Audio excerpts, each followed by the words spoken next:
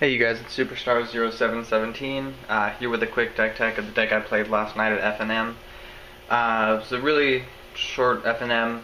It was 4 rounds with the 4th round being top 2. Matchups were round 1, Simic Evolve, round 2, Bug Control, round 3, Selesena Aggro, and then round 4, Primetime Bant. It was a really fun event. There was quite a few control players actually. I think there was 4 of us out of 14 or 15. So it was a good event, lots of fun.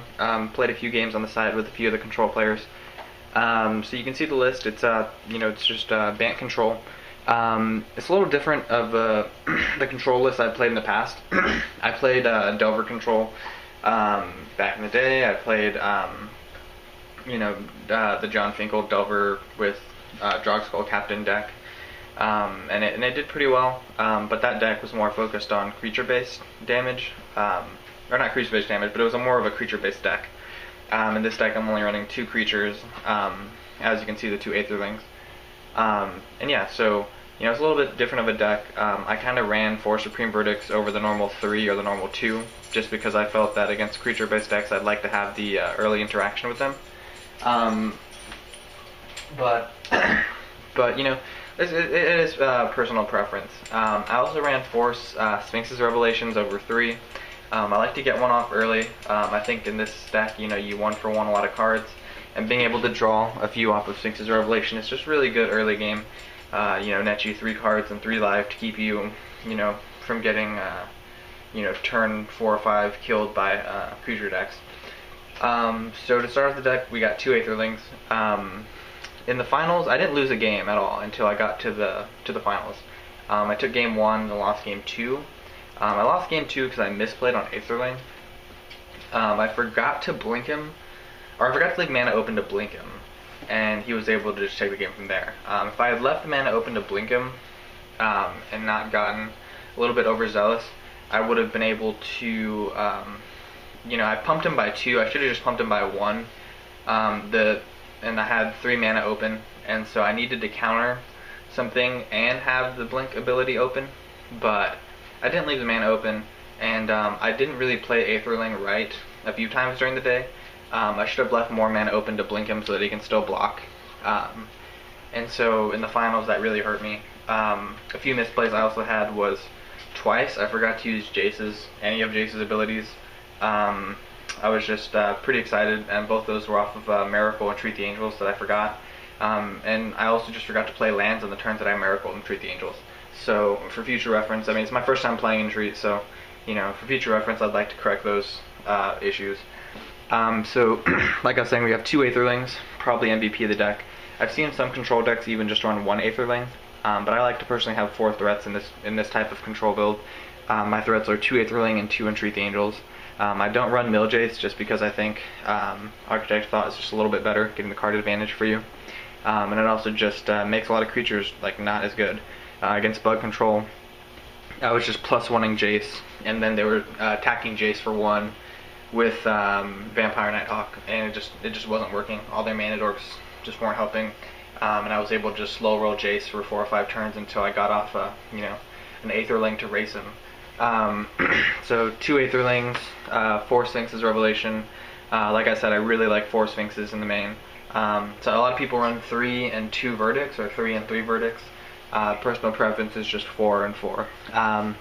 3 Render Silent. Render Silent was great all night long. Just being able to stop big turns from your opponent. I was I was playing on the side against Naya Blitz, being able to stop like a good turn 3 for them, or good turn 2 if you're on the draw, or if you're on the play, excuse me, after a Farseek. It's just really good. Like, every time that I was able to use it, it just worked out amazing. And it just stops opponents. A lot of times I was making people have to discard because they weren't able to play out their hands. And so that's a really interesting aspect of Render Silent. It's just a great card. I don't think I'd go up to 4. I think 5 counterspells was the right amount for this deck. But yeah, so we have 3 Render Silent, 2 Dissipates. About 5 minutes before the tournament started, I actually switched out I was running 2 Plasm Captures.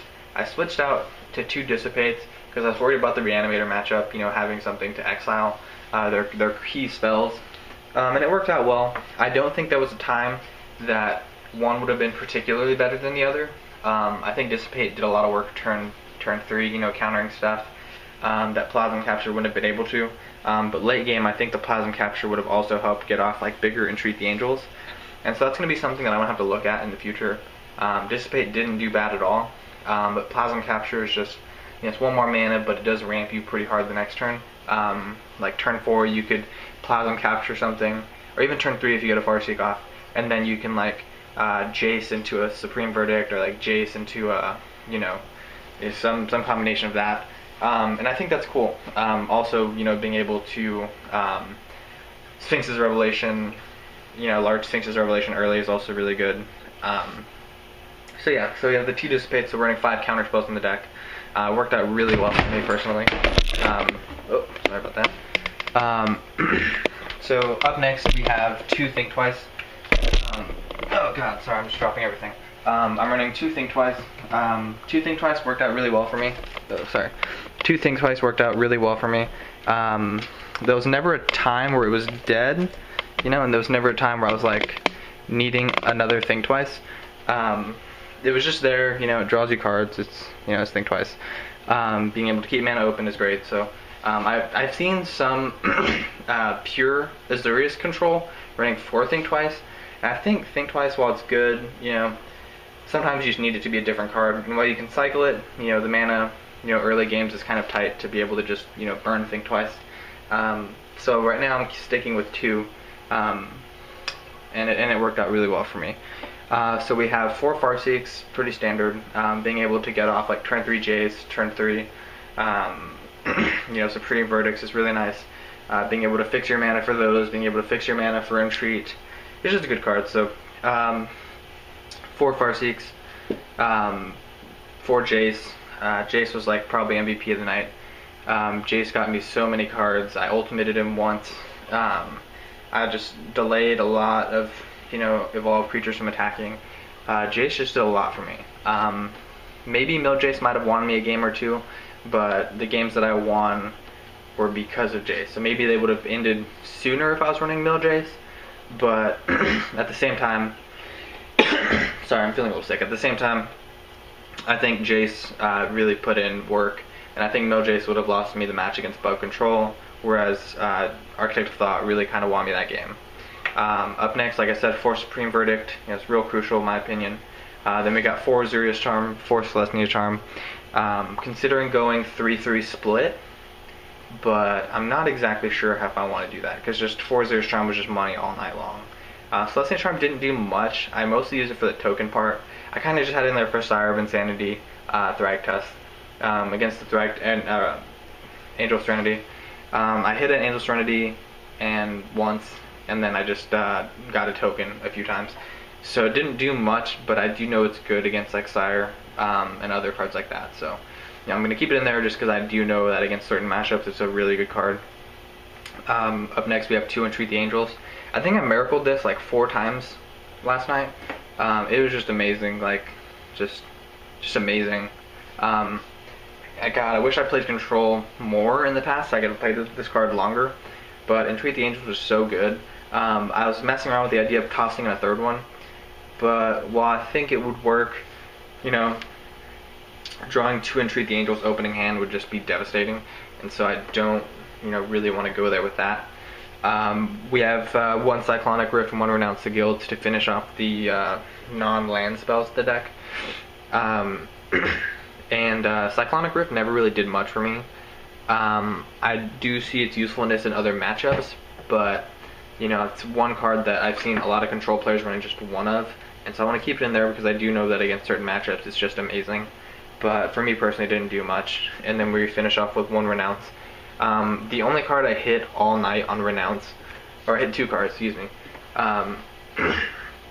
The 1 card I hit off Renounce was, I'm sorry, 2 cards. It was Drake-Wing Krasis in the Simic Control, and it was Geist of St. Traft in the Bant Auras deck. Correction on what I said earlier. Round 1 was Simic, round 2 was Bug, round 3 was Bant Hexproof. I apologize for that. because I remember he was playing like the gosh, what's that card? Invisible Stalker, you know, different cards like that, the unblockable deck. And so, you know, against Bant Hedgeroof, which is seeing a lot of play recently, Renounce is a really good card, so I'm going to keep it in. But like I said, it didn't hit much that I wanted it to. And I'm wondering if the slot would be better dedicated to like a Think Twice, or even like the third Selesena Charm. But I do want to keep it with 6 charms, so that's something I'm going to have to play around with in the future. For the land base, just because it'd be easier just to make this one video, I was running 8 of each blue, green, blue, white, and green, white, so 24 of the Ravnica and M13 dual lands, just even split 8-8-8, and then 1 Alchemist Refuge. Alchemist Refuge did really, really well for me, being able to flash in a Supreme Verdict, being able to, you know, just flash in a Jace, I guess, if you really wanted to, or flash in an Aetherling, was just really good for me. So the 1 Alchemist Refuge was really good for me. I don't want to go up to 2 just because, like, turn 3 I need to get the mana for Render Silent or Dissapate or, you know, other cards. So I don't want to run too many colorless mana in this deck. You know, so yeah, that was pretty much the deck. Sideboard I'll post below. It was a weird sideboard. It was more transformational than anything. You know, there was some matchups where I only sided in like 2 or 3 cards from the sideboard, but for the most part it was like take out 15 cards and then side in 15 cards. I didn't really sideboard at all in rounds 1 and round 2. I sideboarded a little bit. Round 3 I took the game, you know, relatively easily. I didn't really want to go into the sideboard for that one. And then round 4 I sided pretty heavily also. But yeah, so I have a write-up of this F&M that's going to be posted on Magic the Gathering Salvation, and so I'll probably put that in the description, either the link or the actual text that I wrote, so you can see the matchups that I played. It's not a real detailed one, just because it was like 3 in the morning when I typed it up, but I did want to kind of get all my thoughts on paper about how I played. So going into next week's F&M, if I do go, just want to make sure that I, you know, don't misplay with Jace and don't misplay with Entreat the Angels. So thanks for watching, guys. Rate, comment, subscribe, and let me know if you have any questions.